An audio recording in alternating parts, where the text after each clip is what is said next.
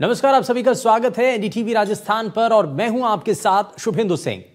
आज आपको एक ऐसी तस्वीर और ऐसी खबर के बारे में बताने जा रहे हैं जिसको जानकर, जिसको सुनकर आप हैरान रह जाएंगे। दरअसल राजस्थान में 27% लोगों को सामान्य जोड़ घटा नहीं आता है और यह हम नहीं कह रहे हैं बल्कि नेशनल सैंपल सर्वे की रिपोर्ट कह रही है और यह आंकड़ा 15 साल से ऊपर के लोगों का है। एनएसएस के व्यापक वार्षिक मॉड्यूलर सर्वे 2022-23 की यह तस्वीर सामने आई है। वजह है कि बेसिक एजुकेशन सिस्टम कमजोर है, यह रिपोर्ट बताती है।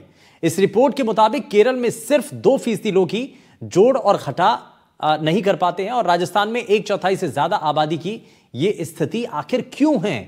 बोर्ड परीक्षा में भी बहुत से छात्र अच्छा प्रदर्शन नहीं कर पाते हैं, गणित में भी कमजोरी सामने आती है और सवाल है कि हम बेसिक शिक्षा के मामले में आखिर गलती कहां कर रहे हैं। जो गलती हो रही है उसके लिए आखिर जिम्मेदार किसको माना जाए और कैसे चीजों को ठीक किया जा सकता है, कैसे चीजों को बदला जा सकता है। हम ऐसे ही तमाम सवालों पर आज बात करेंगे। हम कुछ स्कूली बच्चों के बीच भी जाएंगे, परखेंगे कि आखिर अब नई पीढ़ी किस तरह से तैयार हो रही है। क्या भविष्य में हमें ऐसे आंकड़ों से छुटकारा मिलने की उम्मीद है? क्योंकि अगर आबादी के एक बड़े हिस्से को सामान्य जोड़ घटा भी नहीं आता है तो उसमें गलती कहीं से भी उनकी नहीं है। फेल हम सब हैं। यह नाकामी हमारे सिस्टम और हमारी नीतियों की है। और आपड़ी बात में आज चर्चा इसी गंभीर मुद्दे को लेकर के हम करेंगे कि आखिर क्या विषय, क्या मुद्दा है। दरअसल जोड़ घटा को लेकर के जो खराब स्थिति है वो आखिर कैसे होती नजर आ रही है, जरा इसको जानते हैं। अब आपको जरा ग्राफिक्स के जरिए कुछ दिखाने की कोशिश करते हैं और जोड़ घटा को लेकर के जो आंकड़ा सामने आया है, नेशनल सैंपल सर्वे रिपोर्ट में जो खुलासा हुआ है, यह बहुत गंभीर विषय है। अब यह बताता है कि राजस्थान की जो युवा पीढ़ी है, जो देश का भविष्य है, राजस्थान का जो भविष्य है, वो आखिर कितना मुश्किल में है। अब आपको जोड़ घटा के खराब जो प्रदर्शन है वो अलग अलग राज्यों से जुड़ा हुआ जो सामने आया है, जरा वो भी आपको बताते हैं। आपको लगातार हम ग्राफिक्स के जरिए बता रहे हैं और न सिर्फ राजस्थान बल्कि आसपास के जो दूसरे राज्य हैं वहां की स्थितियां भी आपके सामने रख रहे हैं। राजस्थान से जो आंकड़ा सामने आया उसमें 27.4% का यह आंकड़ा है। केरल में 2% है, राजस्थान में 27.4% है, यूपी में 25.4% है, बिहार में 23% है, मध्य प्रदेश में 22%, झारखंड में 21%, छत्तीसगढ़ में 19.9%, पंजाब में 16.5%, केरल में 2%। ये 15 साल से ऊपर के आयु वर्ग के वो लोग हैं जो जोड़ घटा में जिनकी स्थिति खराब है। तो यानी कि इसमें आप देखिए कि सबसे अव्वल जगह पर जो अव्वल स्थान है जिसमें कि नहीं आना चाहिए उसमें राजस्थान आ चुका है। और अब आपको जरा कुछ और ग्राफिक्स दिखाते हैं। बेसिक शिक्षा के सुखद संकेत क्या है। 15 से 24 आयु वर्ग में सामान्य शिक्षा की स्थिति बेहतर हुई है और इस आयु वर्ग के 98% पुरुष जोड़ घटा में सक्षम है और इस आयु वर्ग की 96% महिलाएं जोड़ घटा में सक्षम है, यानी कि महिलाएं बेहतर तरीके से इसको समझ पा रही हैं और इस आयु वर्ग के जो पुरुष हैं वो भी जोड़ घटा कर पाते हैं।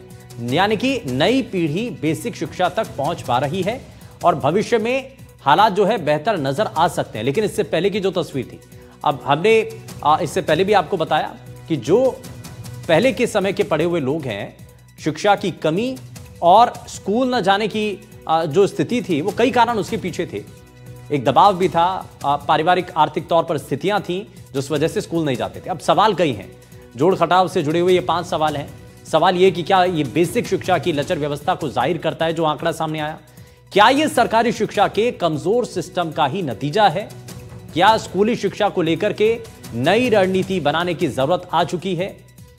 और क्या अनिवार्य बेसिक शिक्षा पर सख्ती से अमल करना बहुत ज्यादा जरूरी हो चुका है? क्या ये देश में गरीबों की शिक्षा की उपेक्षा का नतीजा तो नहीं है? इस बात को भी समझने की जरूरत है। लेकिन ये जो मुद्दा है ये बहुत गंभीर है और इसीलिए इसको समझने के लिए हमारे साथ कुछ खास मेहमान कार्यक्रम में जुड़ चुके हैं। जरा सबसे पहले आपको मिलवा देते हैं उनसे। हमारे साथ इस बीच सरकार के सलाहकार डॉक्टर जवाहर सूर्य शेट्टी जी कार्यक्रम में हैं। सर, बहुत स्वागत है आपका। हमारे साथ निजी स्कूल के एक प्रिंसिपल सीमा नरूका जी कार्यक्रम में जुड़ चुके हैं। सीमा जी, बहुत स्वागत है आपका। और हमारे साथ राजकीय स्कूल के retired principal doctor Yashoda Chauhan ji हैं। यशोदा जी, बहुत स्वागत है आपका। लेकिन सबसे पहले मैं जवाहर जी आपसे ही इस पर जानना चाह रहा हूँ। जवाहर सर, एक चीज़ बताइए कि ये जो आंकड़ा सामने आया नेशनल सैंपल सर्वे का, अब इस सर्वे के जरिए ये पता चल रहा है कि जो जोड़ घटा है वो आम स्तर पर आम लोगों का उसमें भी बड़ा हाथ तंग है। इसके पीछे कारण आपको क्या नजर आ रहा है? क्या हम जिस रणनीति के तहत या हमारी जो शिक्षा प्रणाली रही है, पद्धति रही है, उसमें कहीं खामी थी जिसको दुरुस्त करने के लिए बार बार दबाव बनाया जाता रहा और कहा जाता रहा कि इसमें परिवर्तन होना चाहिए? हाँ, देखिए, मुझे इसमें दो चीजें दिख रही हैं। हम्म। पहली चीज ये कि कोविड के वजह से जो छोटे बच्चों को स्कूल नहीं जाने की वजह से जो जोड़ घटाना है वो थोड़ा कमजोर पड़ गया, जो उस उम्र में होता है। यानी 15 से 24 तो ठीक है, क्योंकि उसका ऑलरेडी जोड़ घटाना ठीक हो चुका है। दूसरा है कि गणित और विज्ञान और अंग्रेजी, ये तीनों भाषाओं के शिक्षकों की भारी कमी भारत में है, करीब करीब 15 लाख। हाँ, तो जरूर ये भी माना जा सकता है कि राजस्थान में भी यही स्थिति होगी। इस वजह से मुझे लगता है कि वो नींव कमजोर होगी। ठीक है, यानी कि जो टीचर्स की स्थिति और टीचर्स की जो कमी है, एक विषय वो हो सकता है, और दूसरा ये भी कि जिस तरीके से अभी कोविड आया था उसके बाद की जो परिस्थितियां बनी वो एक दूसरा कारण है। मैं जरा वापस से चलता हूं और सीमा जी का जरा रुक कर लेता हूं। सीमा जी, आपको इसमें क्या दिखाई देता है? भाई, ये तो नजर भी आता है कि शिक्षकों की भारी कमी है ना? सरकारी स्कूलों के अंदर तो अपार कमी है, ये दिखाई देता है, और इसका जो असर है वो बच्चों की पढ़ाई पर भी दिखाई देता है। अब कई टीचर से जब बात की जाती है तो उनका ये कहना है कि अलग अलग ड्यूटीज जो हैं सरकार की तरफ से या प्रशासनिक स्तर पर वो उनको दे दी जाती हैं, अब उसमें वो व्यस्त हो जाते हैं और जितना समय बच्चों को देना चाहिए पढ़ाई के लिए वो भी शायद कम हो जाता है।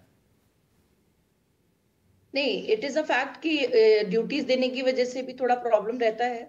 बाकी आजकल पेरेंट्स भी बहुत ज्यादा पैम्पर करते हैं बच्चों को, तो उसकी वजह से, और राजस्थान में सबसे ज्यादा है कि एजुकेशन को इतनी इम्पोर्टेंस कम ही देते हैं, क्योंकि उनके त्योहार बार ये भी ज्यादा ही रहते हैं। तो इस वजह से भी थोड़ा सा बच्चे इन्वॉल्व उन चीजों में रहते हैं, और जो स्किल बेस्ड स्टडीज है, they are not doing all these things. That is the reason. Like children should be involve in education, वो नहीं हो पा रहा है पूरा, क्योंकि ये दोनों तरफ से होना चाहिए, पेरेंट्स की तरफ से भी और स्कूल की तरफ से। एंड नाउअडेज जो टीचर्स हैं, अगर अपन गवर्नमेंट स्कूल की बात करें हम लोग, तो वो इन्वॉल्व रहते हैं अदर एक्टिविटीज में, जनगणना, अदर एक्टिविटीज लाइक दैट, पर प्राइवेट में भी बहुत अच्छे हालात नहीं हैं। तो अब इसको सुधारा कैसे जाए भाई? कम्युनिकेशन तो करना पड़ेगा, स्थिति को सुधारना तो पड़ेगा। Actually awareness in parents. ये तो सिर्फ एक तरफा पेरेंट्स के ऊपर बात आ गई। नहीं, parents, teachers and parents both, because जब तक कुछ टाइटनेस नहीं होगा सरकार की तरफ से, थोड़ा सा इन्वॉल्वमेंट होना चाहिए कि पेरेंट्स को हम लोग समझाएं कि एजुकेशन इज वेरी इंपॉर्टेंट। अगर प्लस माइनस नहीं आ रहा है तो it is really very shocking. ठीक है, मैं इसमें यशोदा जी को जोड़ लेता हूँ। यशोदा जी, एक चीज बताइए कि ये जो आंकड़ा है इससे आपको क्या समझ में आ रहा है? कमी कहां पर रह गई है और कहां हमसे चूक हुई है और कैसे इसको सुधारा जा सकता है? कमी दोनों स्तर पे ही रही है। पहले तो पेरेंट्स जो हैं वो इतने जागरूक नहीं हैं, और मैं ये कहूँगी जागरूक हो भी गए हैं तो आज के माहौल के अंदर जो चल रहा है कि प्राइमरी स्कूल के अंदर टीचर्स दो ही जो टीचर हैं वो अपॉइंटेड है। उन दो में से एक तो पूरा दिन जो है वो अपने सरकारी काम में बिजी रहता है, और एक प्राइमरी स्कूल के अंदर 1 से लेकर 5 तक के बच्चों को संभालता है। तो एक तो मैं गवर्नमेंट ऑफ राजस्थान से यही अपील करूंगी कि उन स्कूल में 2 टीचर से ज्यादा 5 तो कम से कम टीचर लगाए ही। यदि 5 टीचर रखते हैं तो एक काम में व्यस्त हो जाता है, बाकी पढ़ाते हैं। दूसरा, पेरेंट्स की भी जो है वो लापरवाही है कि वो अपने बच्चों को घर के अंदर लेकर के बैठते नहीं है, पढ़ाते नहीं है, अवेयर नहीं रहते हैं। उनको ये किसी चीज से कोई मतलब नहीं है कि हमारे बच्चे की पढ़ाई स्कूल में हो रही है या नहीं हो रही है। उनको जाकर के प्रिंसिपल से शिकायत करनी चाहिए कि हमारे बच्चे को आज भी जोड़ नहीं आता, घटाना नहीं आता। यदि वो अवेयर हो जाए, ग्रामीण अवेयर हो जाएं अपने बच्चों के प्रति, शिक्षा के प्रति, स्कूल के माहौल के प्रति, मैं नहीं समझती कि बच्चों की ये बुरी हालत होगी। क्योंकि यदि गार्जियन जैसे प्राइवेट स्कूल के अंदर पेरेंट मीटिंग होती है, बच्चे टीचर्स जाते हैं, पेरेंट्स भी जाते हैं, पेरेंट्स अपने बच्चों की शिकायत करते हैं, तो प्राइवेट स्कूल की जो प्रिंसिपल है या टीचर्स है वो अवेयर रहती है कि हमें किसी तरह से शिकायत नहीं मिले, और वहां एक निकाले जाने का डर रहता है। सरकारी स्कूलों के अंदर निकाले जाने का डर नहीं है, तो वो डर निकाला जाना संभव नहीं है, लेकिन एक्शन लेना तो हमारे हाथ में है। उच्च अधिकारियों के हाथ में है कि एक्शन लेकर के उनकी एसीआर के अंदर एंट्री की जाए, ताकि कुछ तो डर और खौफ बैठे कि हम बच्चों को पढ़ाएं। करोड़ों रुपया एजुकेशन के ऊपर खर्च हो रहा है, पॉलिसी पे पॉलिसी बनती जा रही है, फिर भी हम ये कह रहे हैं नई पॉलिसी ले आओ। क्या होगा नई पॉलिसी लाने से? आप पुरानी पॉलिसी को ही अप्लाई कीजिए। अधिकारियों को होना चाहिए कि वो हम अपने तंत्र को जो है वो दुरुस्त करें, वो सिस्टम को सुधारें। जब तक सिस्टम नहीं सुधरेगा, एजुकेशन का लेवल नहीं सुधरेगा। मेरा ये मानना है कि जो है वो गवर्नमेंट ऑफ राजस्थान को अपना सिस्टम को सुधारने के ऊपर बल देना होगा। दूसरा, टीचर्स को अपॉइंट करना होगा कि प्राइमरी स्कूल के अंदर कम से कम 5 टीचर तो अवश्य रूप से हो।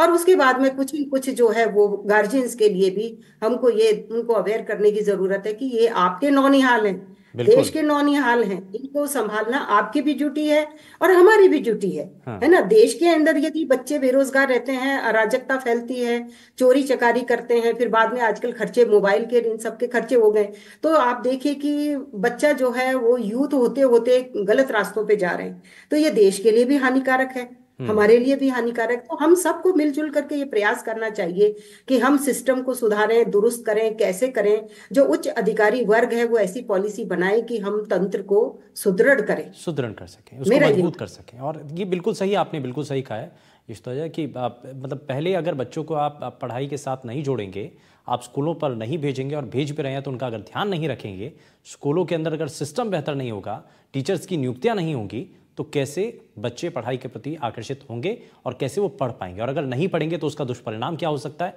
वो भी आपने बहुत बेहतर तरीके से बताया। मैं वापस लौटता हूँ यशोदा जी आपके पास, लेकिन इस बीच हमारे साथ एक और खास मेहमान कार्यक्रम में जुड़ चुके हैं। प्रोफेसर दरियाब सिंह चुंडावत जी कार्यक्रम में जुड़ चुके हैं। सर, बहुत स्वागत है आपका कार्यक्रम में।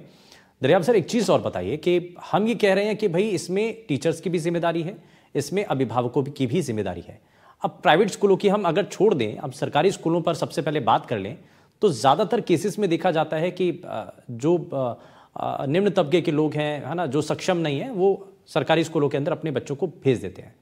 ज़्यादातर केसेस में ऐसा कहा भी जाता है कि भाई वहाँ पर ना तो नेता के बच्चे पढ़ते हैं, ना अधिकारियों के बच्चे पढ़ते हैं, तो इसीलिए वहाँ पर कोई ज़्यादा ध्यान नहीं दिया जाता है। तो क्या एक बड़ा कारण ये भी है, इसलिए बच्चों के ऊपर ध्यान नहीं दिया जाता? और दूसरा ये बार बार कहा जा रहा है कि पेरेंट्स को ध्यान देने की जरूरत है।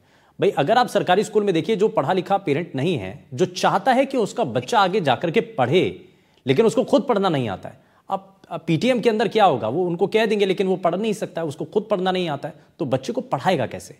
तो वो सिर्फ इस बात पर निर्भर है कि स्कूल में जाकर के मेरा बच्चा पढ़ाई कर ले। तो ऐसे मामलों को लेकर के क्या कहेंगे?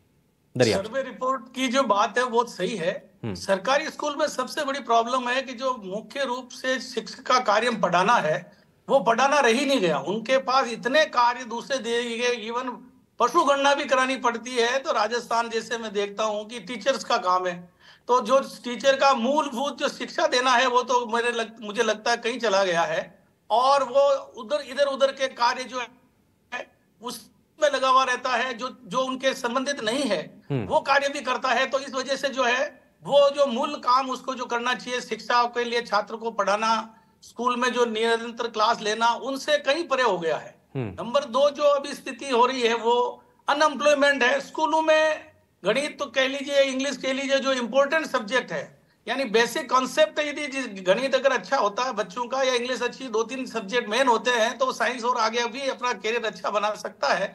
तो उन सब्जेक्ट्स में भर्ती ही नहीं होती है, उनमें स्थान ही नहीं है। जबकि स्कूल में प्रायोरिटी से कम से कम गणित है, इंग्लिश है, हिंदी है, लिटरेचर है, इन सब के शिक्षक तो होने ही चाहिए।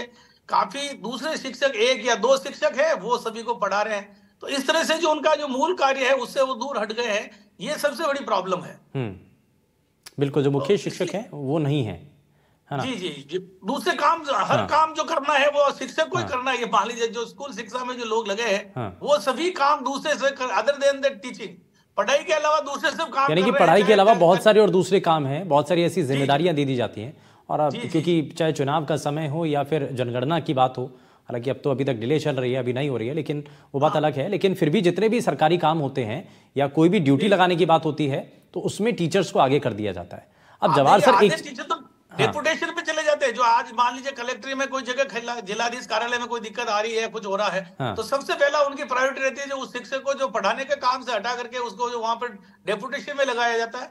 और कुछ परसेंटेज टीचर भी ये चाहते हैं कि चलो मेरे को जिला मुख्यालय पे हूं तो इधर उधर जाना नहीं पड़े, तो वो भी अपनी रुचि टीचिंग के अलावा वो इसी डिस्ट्रिक्ट एडमिनिस्ट्रेशन के कामों में लग जाते हैं। तो स्कूलों का जो मूल काम है पढ़ना पढ़ाने का काम, वो तो यानी कि जो शिक्षक का जो प्राथमिक काम है उसको वो ही करने को नहीं मिलता है, बाकी सारी जिम्मेदारियां उसके ऊपर दे दी जाती हैं। मैं इसमें जवाहर जी से जरा जवाब ले लेता हूं। जवाहर सर, एक चीज बताइए कि ये देखिए, ये कॉमन परेशानी है, ये आप किसी भी शिक्षक से पूछेंगे उसकी पहली परेशानी यही होगी। अगर वो डेडिकेशन के साथ स्कूल में पढ़ाना चाहता है, उसकी इच्छा है, वो ज्यादा टाइम भी देना चाहता है, चाह करके भी वो ये नहीं कर सकता है, क्योंकि बाकी जिम्मेदारियां उसके ऊपर लगा दी जाती हैं। उससे जो बच्चों की पढ़ाई है और जो खुद टीचर पढ़ाना चाहता है वो फ्लो भी टूट जाता है। तो ये एक चिंता की बात है। बिल्कुल सही है, उन्होंने जैसा कहा है प्रोफेसर साहब ने कि शिक्षकों को अन्य कार्य भी दिया जाता है, लेकिन मैं मानता हूं कि ये सिर्फ ये कारण नहीं हो सकता, क्योंकि बाकी राज्यों में भी अमूमन यही हालत है कि सभी टीचरों को काम दिया जाए। तो राजस्थान की हालत और खराब क्यों? हाँ, लेकिन ये ना प्रायोगिक तौर पे जो सोल्यूशन हो सकते हैं उन पे बात जरूर करनी है, क्योंकि सिर्फ माँ बाप पे या किसी पे दोष मढ़ना ठीक नहीं।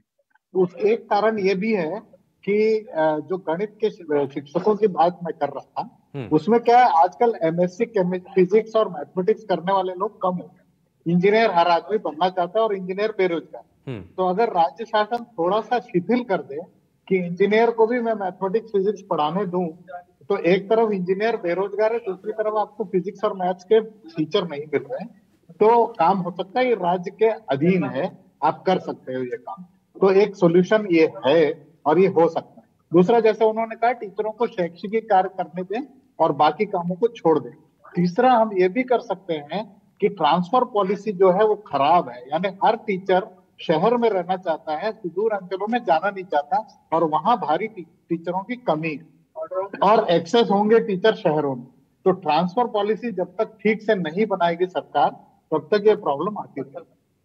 तो यानी कि इस परेशानी का भी फिलहाल तो समाधान होता दिखाई नहीं दे रहा है, और अगर इसको सुधार करना है तो तत्काल प्रभाव से कुछ मुख्य बातें हैं। जवाहर सर, इसमें आपको लग रहा है कि कुछ ऐसा पॉइंट जो कि सरकार को सबसे पहले इस पर नोटिस करना चाहिए? ये क्योंकि कह दिया जाता है सिर्फ कि भाई शिक्षा पद्धति के अंदर गड़बड़ियां हैं, खामियां हैं, नई शिक्षा पद्धति पॉलिसी को लाने के लिए बात है, लेकिन सिर्फ अकेले उससे नहीं है, सिस्टम में बहुत ज्यादा सुधार की जरूरत है, नियुक्तियों से लेकर के और पढ़ाई के स्तर तक। जैसे मान लीजिए राजस्थान में 1:22 का रेशियो है टीचर और स्टूडेंट का, बहुत बुरा नहीं है ये, लेकिन जो बंटवारा हुआ है टीचरों का वो शहरी इलाकों में बेहतर है और ग्रामीण इलाकों में खराब है। इस ट्रांसफर पॉलिसी में अगर ग्रामीण इलाकों में आपको 2 साल करना ही पड़ेगा काम, अगर ये कंपलसरी कर दिया गया तो बेहतर है। ठीक है, मैं इसमें सीमा जी को जरा जोड़ लेता हूं। सीमा जी, एक चीज बताइए, अब आप जैसे कह रही थी कि भाई इसमें जो पेरेंट्स हैं उनकी जिम्मेदारी है, मैं ये भी इससे पहले मैंने जाना भी कि भाई जिन सरकारी स्कूलों के अंदर जिस अभिभावक को खुद जानकारी नहीं है, वो खुद नहीं पढ़ पाए, लेकिन वो चाहते हैं कि अपने बच्चों को पढ़ाएं, तो अब कैसे कोई शिक्षक या कोई सिस्टम उनसे उम्मीद करे कि वो उनको जोड़ खटा कर पाए, या और जो चीजें हैं जो उनको नहीं आती है वो कैसे कर पाएगा? सर, एक्चुअली पेरेंट्स का अवेयर पढ़ाने से मतलब नहीं है, एटलीस्ट वो ये तो चेक बैक करें कि बच्चा किताब लेके बैठे, उसको एटलीस्ट जो बेसिक चीजें, जो बेसिक नॉलेज स्किल्स अपन घर से भी दे सकते हैं पढ़ाने के लिए। आज जैसे अपन स्किल बेस्ड स्टडीज की बात कर रहे हैं, तो इट इज नॉट नेसेसरी कि वो सारा स्किल किताबों से ही मिल रहा है। आज अपन हम लोगों के टाइम की बात करें तो बहुत सारी ऐसी स्टडीज होती थी जिसके थ्रू हम लोगों ने भी सीखा है, थ्रू स्किल्स ओनली।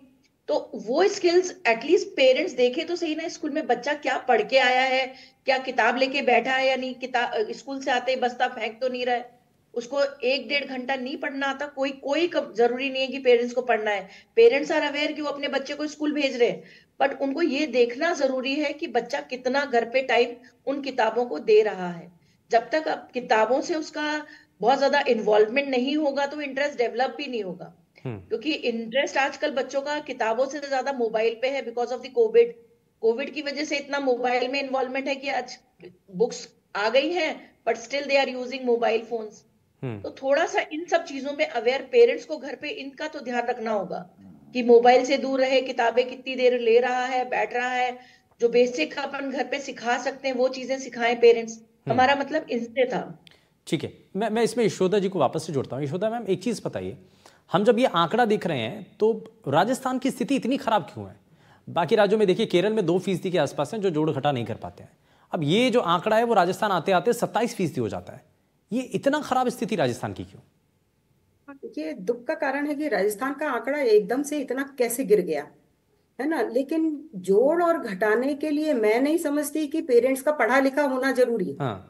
क्योंकि जोड़ना और घटाना, क्योंकि वो यदि लेबर है तो भी वो जोड़ता है और घटाता है, हाँ। और यदि वो गाड़ा लगाता है तो भी जोड़ता है और घटाता है। तो ये चीज तो यदि वो जागरूक है पेरेंट, तो अपने बच्चे को पढ़ा करके प्राइमरी एजुकेशन तक तो वो जोड़ और घटाना उसको सिखा सकता है। बात ये है कि बच्चा, जैसे मैडम ने कहा, कि बैग को उठाता है या नहीं, बैठ के स्कूल का होमवर्क घर में करता है या नहीं, या उसके पेरेंट्स उसको बिठाते हैं या नहीं, उसकी डेली रूटीन में उसको घर में बैठ करके 1 घंटा आधा घंटा पढ़ता भी है या नहीं, हम इस चीज को चेक करना पड़ेगा, है ना। क्योंकि जोड़ना और घटाने की यदि आंकड़ा गिर रहा है तो इस गिरने के आंकड़े के अंदर जो है वो स्कूल तो प्रभावित है ही। प्राइमरी एजुकेशन यदि लड़खड़ाती है तो हम नहीं सोचते कि बच्चों को जोड़ना घटाना आएगा या किताब पढ़ना आएगा। मैं भी प्रिंसिपल रही हूँ, तो बच्चे मेरे पास भी ऐसे कई टीचर्स लेके आती थी कि मैडम इसको पढ़ना नहीं आता। लेकिन मोटिवेशन टीचर्स यदि दें उनको बच्चों को, और मोटिवेशनल कार्य जैसे प्राइवेट स्कूल के अंदर होता है, तो मैं नहीं समझती कितना आंकड़ा हमारा गिर जाता। आंकड़ा गिरने की वजह यही है कि प्राइमरी स्कूल के अंदर 2 ही टीचर हैं, उनको अन्य कार्य दे दिए जाते हैं। तो उन बच्चों को जैसे भेड़ बकरियों को रेवड़ में बंद कर देते हैं, इसी तरह से एक कमरे या बरामदे के अंदर वो भेड़ बकरियों की तरह उन छोटे छोटे बच्चों को रोड देते हैं, है ना। मैं रोड देना वर्ड यूज करूंगी क्योंकि मैंने आंखों से भी देखा है। तो इस तरह से ये पॉलिसी थोड़ी चेंज करनी चाहिए। जो सलाहकार साहब बैठे हैं तो उनको ये देखना चाहिए कि उन स्कूलों का निरीक्षण हो बार बार, टीचर्स की ड्यूटी नहीं लगाई जाए। बेरोजगारी इतनी बढ़ रही है, आपको यदि जनगणना करवानी है या और कोई कार्य करवाना है तो उन बेरोजगारों को लाइए, उन कॉन्ट्रैक्ट बेसिस पे उनको लगाइए, उनसे काम करवाइए। टीचर्स जो है वो एक गरीब दास बना हुआ है कि उसको मर्जी जहां बुला लेते हैं, मर्जी जहां डेपुटेशन करवा देते हैं। टीचर्स का भी इंटरेस्ट है, तो मैं कहती हूँ कि उस इंटरेस्ट को तोड़ना होगा राज्य सरकार को, और एक सुदृढ़ पॉलिसी बनानी होगी हमको। यदि शिक्षा के अंदर सुधार करना है तो ये कड़वा सत्य है जो इनको सलाहकार महोदय को अपनी सरकार को सलाह देनी चाहिए, और प्राइमरी टीचर्स के अंदर संख्या बढ़ा करके और उनको पाबंद करना चाहिए कि बच्चे को किताब पढ़नी आनी ही आनी चाहिए, बिल्कुल आनी चाहिए। इस तरह से पेरेंट्स को भी जागरूक होना चाहिए। कि जैसे कि वो बच्चों को जाकर के ये टीचर्स को पाबंद करे कि मेरे बच्चे को 3 साल हो गए स्कूल के अंदर आए, किताब पढ़नी क्यों नहीं आई। जब वो ये क्यों नहीं आई बोलना शुरू कर देंगे ना, तो मैं समझती हूँ कि टीचर्स भी जो ये फरलो मराते हैं या जाते आते नहीं है, पढ़ाते नहीं है, तो उनका भी ये जो ताना बाना बुन रखा है ना उन्होंने, ये भी टूटेगा। बिल्कुल। तो हमें गार्जियंस को भी अवेयर करना होगा कि वो जाकर के रेस्पॉन्सिबिलिटी फिक्स करे, पूछे तो सही कि भाई इतना साल हो गया या इतना समय हो गया, बच्चा स्कूल जा रहा है तो वो जोड़ घटा क्यों नहीं कर पा रहा है, वो किताब क्यों नहीं पढ़ रहा है। ये बेसिक चीज जाके पूछना चाहिए ना। अल्टीमेटली बच्चे का जो भविष्य खराब हो रहा है तो पेरेंट्स को भुगतना होगा। तो पेरेंट्स क्यों नहीं जाग रहे, क्यों नहीं जा रहे, क्यों नहीं उस प्रिंसिपल से पूछ रहे, और प्रिंसिपल से नहीं तो उसके बाद में भी कई उच्च अधिकारी हैं, उनसे रिटन में कंप्लेंट क्यों नहीं करते, मेरे को ये समझ में नहीं आती। यदि 1-2 बार भी रिटन में कंप्लेंट प्रिंसिपल को भी कर देंगे या डीओ को कर देंगे तो मैं कहती हूँ सिस्टम धीरे सुधरेगा, धीरे धीरे कम से कम जानकारी में आएगा। भाई वहां अगर कोई कमी है, अगर स्टाफ की कमी है तो कम से कम वो दुरुस्त हो सकेगी, है ना। इसमें मैं तो हमें अवेयर, अल्टीमेटली मैं इस बात पे जोर दूंगी कि ग्रामीण लोगों को, पेरेंट्स को अवेयर होना पड़ेगा उनके अधिकारों के प्रति, है ना। जब तक वो अवेयर नहीं होंगे ये अंधेर गर्दी चलती रहेगी और इसको रोकने की जरूरत है। और अगर नहीं रोका तो इसी तरीके से ये साल दर साल इसी तरीके से आंकड़े सामने आएंगे और हम फिर से आंकड़े चल रहे, पॉलिसी बना दो। अरे नई पॉलिसी बनाने में कितना टाइम लगता है, कितना पैसा खर्च होता है, पॉलिसी पे पॉलिसी बनती जा रही है और पॉलिसी कौन सी अप्लाई हो रही है। सरकार भी ढुलमुल नीति पे चलती है, बिल्कुल, है ना। यदि सरकार की विल पावर हो, और क्या मजाल जो स्कूलों के अंदर पढ़ाई ना हो, ऐसा हो नहीं सकता। बिल्कुल सही बात है। मैं इसमें जरा दरियाब जी को जोड़ लेता हूँ। दरियाब सर, एक चीज बताइए, यहाँ पर इस समझ में ये आ रहा है कि जो बुनियादी शिक्षा है ना वहीं से गड़बड़ हो रही है, यानी कि जो प्राइमरी स्कूल है वहां पर या तो सही संख्या में स्ट्रेंथ तो है ही नहीं, एक तो पहली बात तो वही सामने आ रही है, और दूसरा इच्छा शक्ति नहीं है, और बच्चों को फॉर ग्रांटेड ले लिया जाता है कि भाई ठीक है सरकारी स्कूल के, मैं खास करके सरकारी स्कूल के बच्चों की बात कर रहा हूँ, कि वहाँ पर कोई बच्चे बड़े अधिकारियों के बच्चे तो है नहीं या किसी नेताजी के बच्चे नहीं है, तो वहाँ पर पढ़ते आम लोगों के बच्चे, तो वहाँ इसीलिए छोड़ भी दिया जाता है कि ठीक है, वहाँ जिस तरीके से बता भी रही हैं सीमा मैम कि यशोदा मैम ने बताया कि भाई वहाँ क्या हाल हो जाता है। तो ये इस स्थिति को समझने के लिए और इसमें सुधार लाने के लिए सबसे पहले बुनियाद को मजबूत करना है। यानी कि जो हमारी प्राइमरी एजुकेशन है उसको सबसे पहले ठीक करने की जरूरत है, उसमें सुधार लाना है। हाँ जी, बुनियादी जो ढांचा है उसी से प्रारंभ किया जाना चाहिए, क्योंकि आगे मंजिल उसी पे बनती है। मैं जवाहर साहब ने अभी जो कहा है कि 120 का रेशो है, मुझे नहीं लगता है कि राजस्थान में कोई ऐसा स्कूल होगा जिसमें 120 का रेशो नियम फॉलो हो रहा है। पूरे के पूरे स्कूल में आए दिन न्यूज़पेपर पढ़ता रहता हूँ, स्कूल के ताले लगे, एक एक दो दो टीचर से जो है 500, 500, 600 स्कूल का जो स्ट्रेंथ है गाँव में, जो इंटीरियर गाँव में, वहां तक नहीं हो रहा। इसलिए बुनियादी रूप से पीसीएम जो आप बात कर रहे थे, फिजिक्स केमिस्ट्री मैथ्स के टीचर की बात कर रहे थे, ये मूल है। और मूल रूप से जो बुनियादी ढांचा जो है बुनियादी रूप से ही अपने इसको जो है ठीक नहीं कर पा रहे हैं, इस वजह से ये सब प्रॉब्लम हो रहा है। इसमें सरकार की मंशा एक बहुत बड़ा है कि सरकार को अगर सोच ले कि हमें इसको जो है ठीक तरह से बुनियादी रूप से ही शिक्षा का ढांचा सही ढंग से तैयार करना है, तो निश्चित रूप से वो हो पाएगा। बिना सरकार के और बिना पेरेंट्स के, मैं यहाँ तक कुछ हद तक ये स्वीकार करता हूँ कि पेरेंट्स को भी थोड़ा इंटरेस्ट लेना चाहिए। आज के जमाने में लेने लगे हैं, एक समय था जिसमें पेरेंट्स इतना नहीं, पर आज मैं मानता हूँ कि पेरेंट्स बहुत ज्यादा अवेयर है इस बात से लेके कि मेरा बच्चा स्कूल में जा रहा है, वो क्या कर रहा है, क्या नहीं कर रहा है। ये सबसे पहले हमें जानने की जरूरत है और हमें इनिशिएट लेना पड़ेगा। हमें स्कूल में जाकर के, अगर बच्चा नहीं पढ़ रहा है या पढ़ नहीं पा रहा है, तो हमें स्कूल में जाकर के पूछने की जरूरत है कि भाई क्यों नहीं पढ़ पा रहा है, इतना समय हो गया। खैर, ये जो चर्चा है वो अंतहीन है, मतलब इसका कोई अंत नहीं है और मुझे लगता है कि सुधार लाने की ज़रूरत है। इसमें जवाहर जी से बहुत ज़्यादा उम्मीदें भी हैं। जवाहर जी, इस पर मुझे लगता है कि सरकार की तरफ से कुछ इसमें कोशिशें होनी चाहिए। खैर, बहुत शुक्रिया सभी खास मेहमान हमारे साथ कार्यक्रम में जुड़े, आपने अपना कीमती समय दिया, आप जुड़े हमारे साथ, बहुत शुक्रिया आप सभी का। लेकिन बच्चों की स्थिति में शिक्षा स्तर को सुधारने के लिए अगर प्रयास की ज़रूरत है तो वो प्राइमरी स्तर के स्कूलों को बदलाव लाने की, वहां से सुधार लाने की यहां पर शुरुआत करने की ज़रूरत है।